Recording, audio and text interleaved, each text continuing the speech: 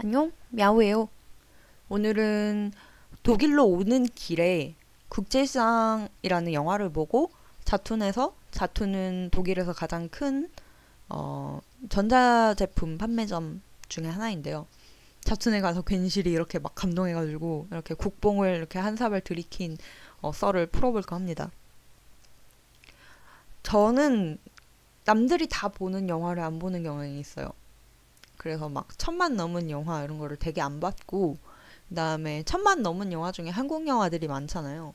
그래서 천만 영화도 거의 안 보고 한국 영화도 잘 안 보고 이렇게 살다가, 근데 제가 약간 마이너만 파는 기질이 있거든요. 그래서 한국에 있을 때는 외국 영화만 보다가 외국에 나오니까 한국 영화가 너무 보고 싶은 거예요.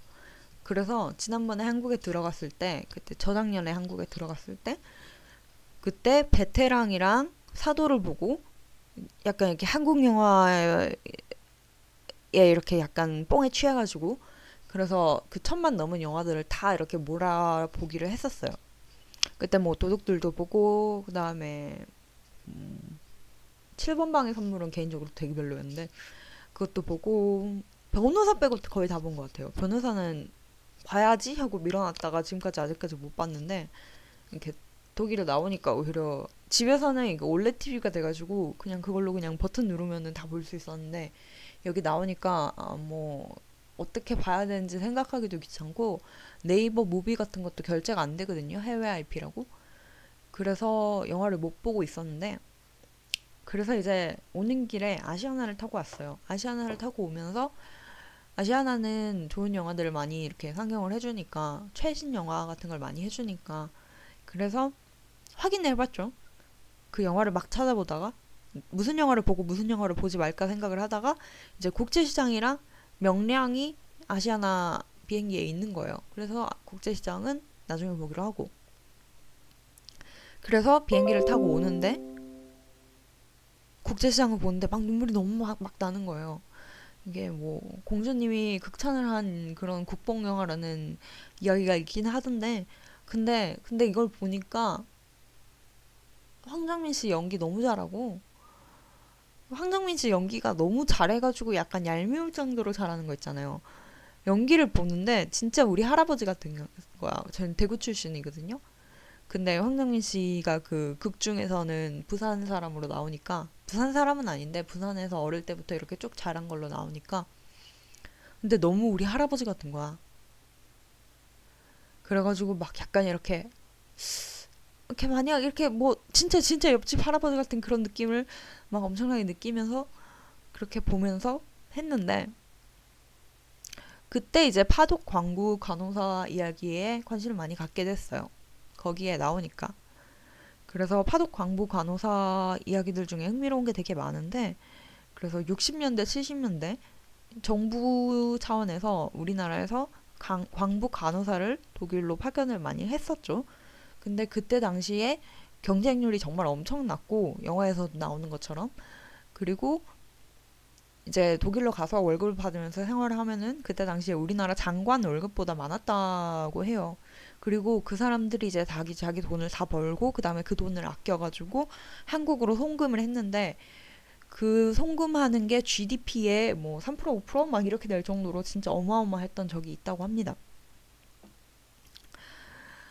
근데 그거를 이렇게 보다가, 그걸 그래서 국제시장을 보고 막 엄청 울었어요. 아시아나 타면서 국제시장을 두 번 보고 엄청 울어서 인천에서 프랑크푸르트까지 오는 동안에 잠을 한숨도 못 자고 도착을 했습니다.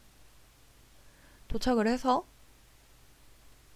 이제 뭐 이사랑 뭐 여러 가지 일을 처리할 게 있어가지고 처리를 하고, 이제 이사를 와서 자툰에 갔는데, 자툰은 하이마트 같은 거예요. 굉장히 큰 전자제품 매장인데, 이제 제가 사는 도시의 자툰은 첫 번째 층 2층인데, 독일식으로는 1층이고 한국식으로는 2층으로 에스컬레이터 타고 딱 올라가면은 거기에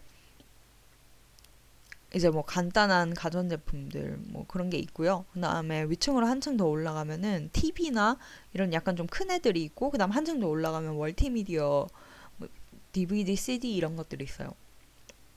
근데 두 번째 층에 딱 갔는데 TV가 TV가 이렇게 거의 한 매장의 반이 이렇게 쫙 있으면요.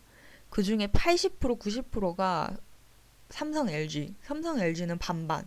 그 다음에 그 외에 뭐 파나소닉이나 뭐 소니나 이런 다른 회사 제품들이 진짜 구석에 이렇게 쭈그러져 있는 거예요. 그걸 보는데 그때 한동안 이렇게 그 국제시장 보고 그 뽕에 약간 취해 있던 상태여가지고 갑자기 막 우리나라의 국력이 그렇게 힘들고 먹고 살기도 힘들고 그러던 시절에 그랬는데 지금 이렇게 TV가 독일에 이제 거의 80% 90%를 점령할 정도로 이렇게 우리나라가 성장을 했구나 라는 생각이 나서 진짜 갑자기 이렇게 국뽕을 쳐맞고 막 굉장히 감동을 받아서 정말 울 뻔한 적이 있어요. 근데 파독 광부 간호사분들 이야기도 들어보면은 참 흥미로운 것 같아요. 그래서 그런 분들 중에 이제 한 3분의 1은 독일 아니야 한 4분의 1은 독일에 남아 계시고 4분의 1은 유럽 전역으로 흩어지셨고 4분의 1은 미국으로 가셨고 4분의 1은 한국에 돌아가셨다고 해요.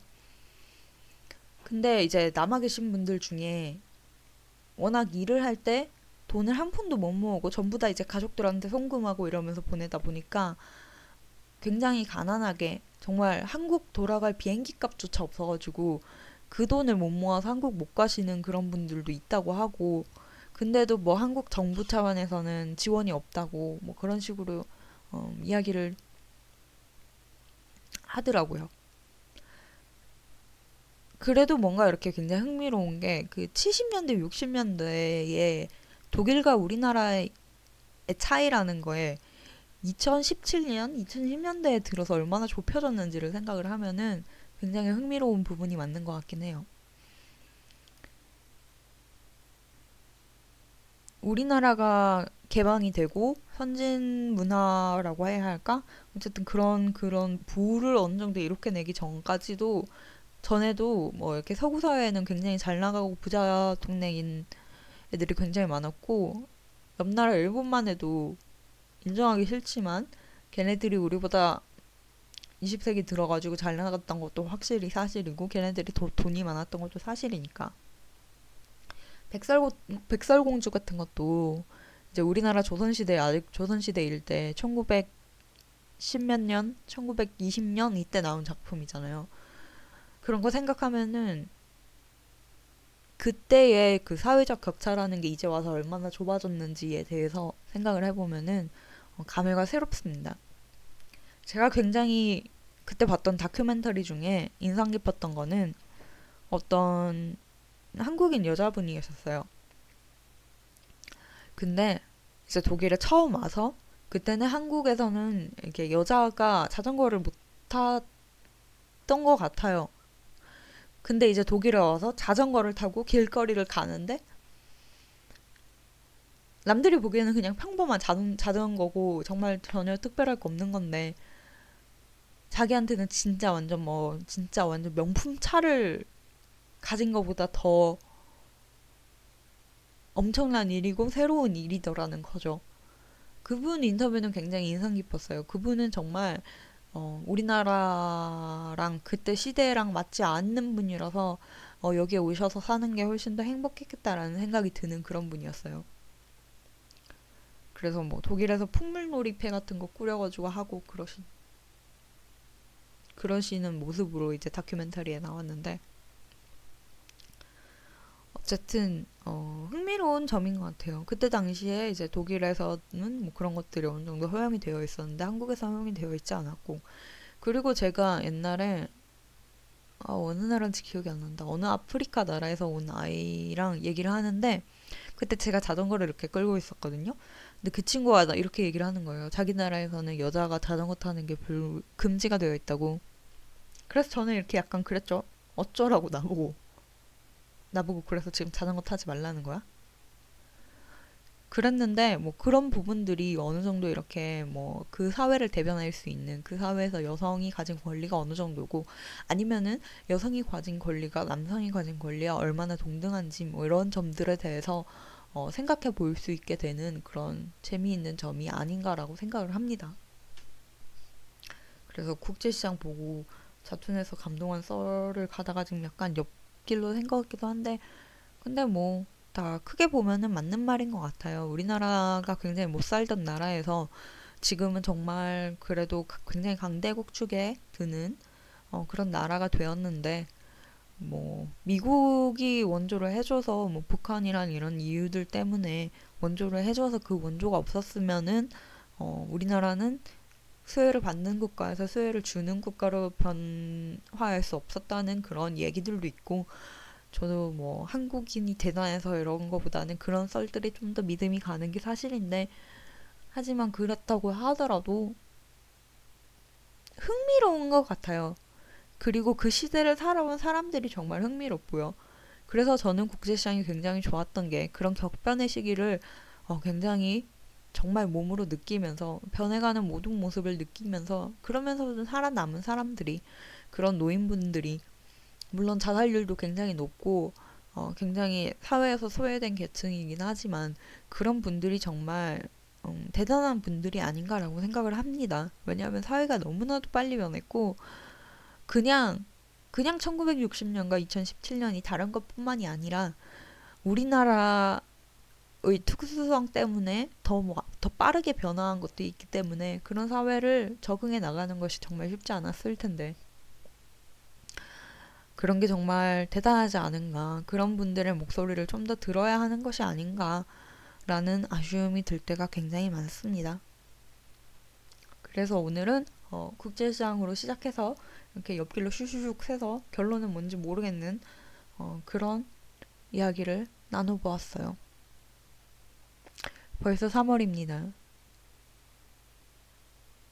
3월인데 뭔가 약간 휴일이 아니니까 자꾸 뭔가 큰 날들을 잊어버리게 돼요. 3월 1일 3일절이었는데 3일절 방학 같지도 않고 그래서 2월 28일에 동생한테 너 이제 개강이다 이러고 짤 보냈는데 근데 가만히 생각을 해보니까 내일 학교를 안 가는 거예요. 그것도 누가 다른 사람이 얘기해줘서 알았어요. 뭔가 애가 카톡을 썼는데 내일 학교 가는 분위기가 아닌 거예요. 동생 이번에 대학에 입학했거든요. 어쨌든 그래서 많은 일들을 한국의 명절들을 많이 잊어버리고 살고 있는데 그래도 즐겁게 살고 있습니다. 여러분도 이제 벌써 올해도 6분의 1이 지났고 이제 봄도 슬슬 오고 있고 벚꽃 좀비가 다시 피어나고 있는데 올해도 힘차게 재밌게 삽시다. 소원 성취하시고 뭔가 신년 인사 같은데? 근데 중요한 것 같아요. 저도 이제 앞으로 한 7, 8개월 동안 맡은 바 소임을 다 끝내고 얼른 보람찬 전직을 하는 것을 목표로 하고 있습니다. 여러분 모두 화이팅 합시다. 안녕!